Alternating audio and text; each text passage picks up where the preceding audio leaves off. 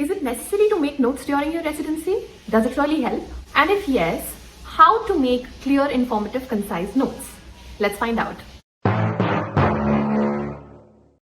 Hey friends, welcome back to the channel. To those of you who are new here, my name is Anmol. I'm a doctor based in India, and on this channel I talk about all the things relevant to being a doctor and a dermatologist in India that I learned along the way. Today's video is going to be about two things: why I think you should make notes while studying, and how exactly are you supposed to do that. Before I begin, I just want to say that a lot of you have requested me to make videos about certain particular topics, and I plan to address all of them as soon as I can. For now, let's talk about the art of making notes.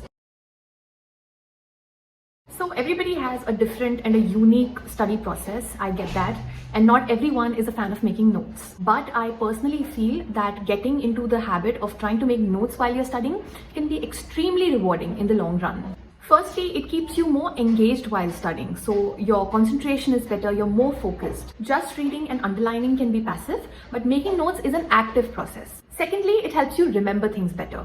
When you read something and then you write it in your own language, it essentially means that you've understood it in depth. Also, if you've made beautiful notes with diagrams and flowcharts and bullets and everything, it also gives you a better visual memory, which plain text cannot. Also, there are certain topics that you have to read from multiple books and sources because no single book or source has covered them completely and adequately. For example, there are many important topics like psoriasis, pemphigus, lichen planus, connective tissue disorders that you're going to have to read from multiple books to understand them because they are so important. Even neurofibromatosis.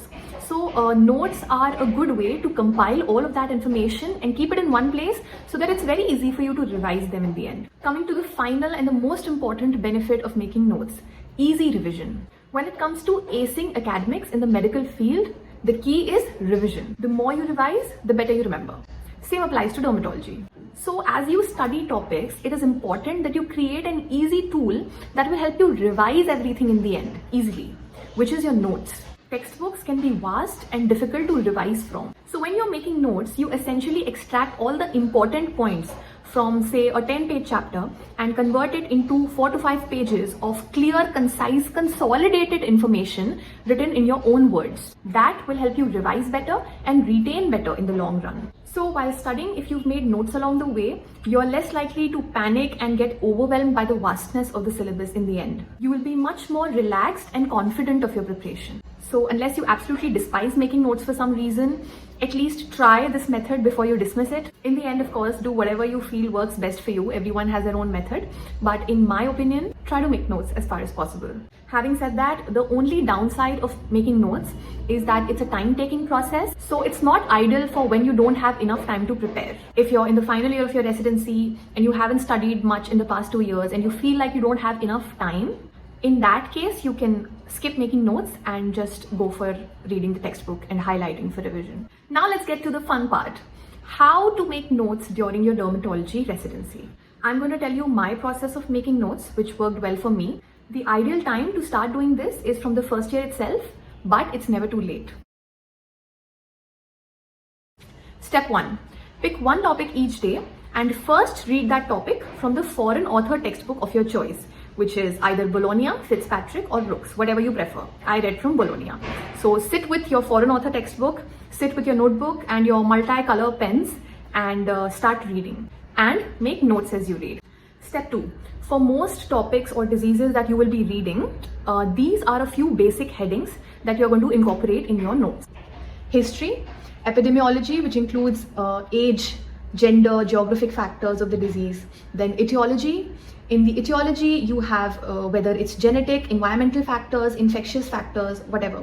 Then pathogenesis, try to make the pathogenesis, the process of the pathogenesis in the form of a flowchart.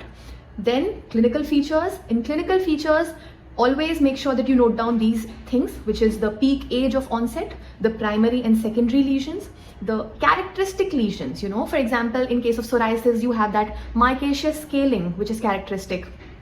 So whatever characteristic features of that particular disease you see clinically, that you mention. Then the distribution, flexures or extensors, which parts of the body it commonly occurs, whether it's seborrheic or mucosal.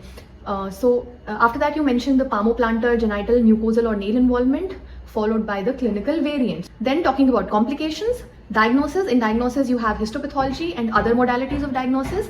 And finally, management. And in management, you have these three subheadings: general measures, medical management, which has the topical and the systemic drugs that you use for the disease. In drugs, always mention the names of the drug, the mechanism of action, indication, what doses they give. So basically, what to give, why do we give it, when to give, and how to give. And finally, the third important subheading of management, which is surgical management. So this is like a common format for making notes on most diseases that you will study in Dermat. You can remember this, or you can also use the headings written in the textbook. That's also fine. Take a look. These are my notes for Darier's disease. This is the very first topic that I read in my residency. And you can get an idea from these of how to go about it. This is just an example. I made these from Bologna.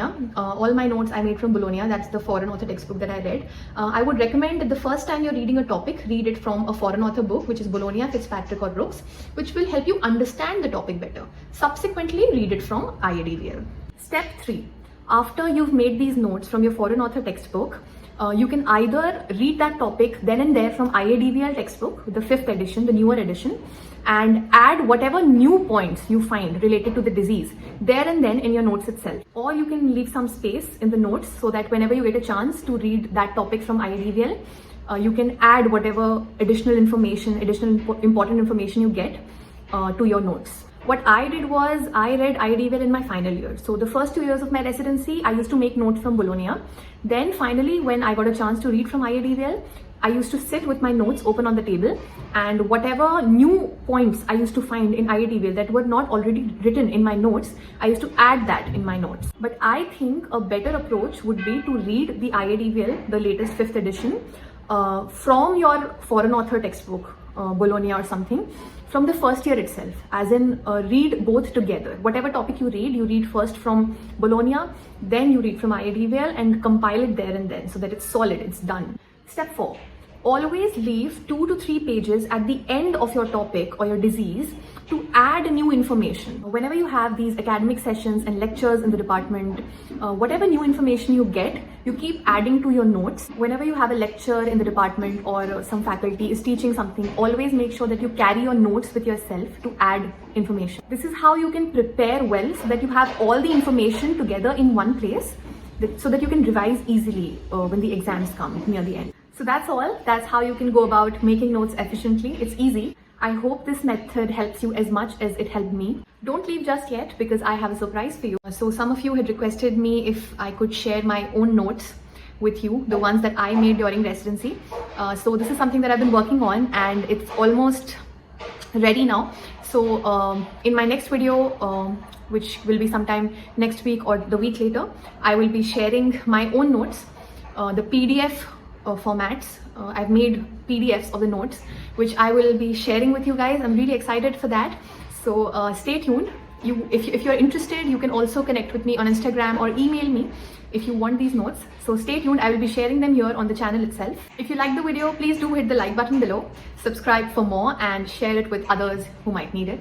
Thank you so much for being here. I'll see you in the next one.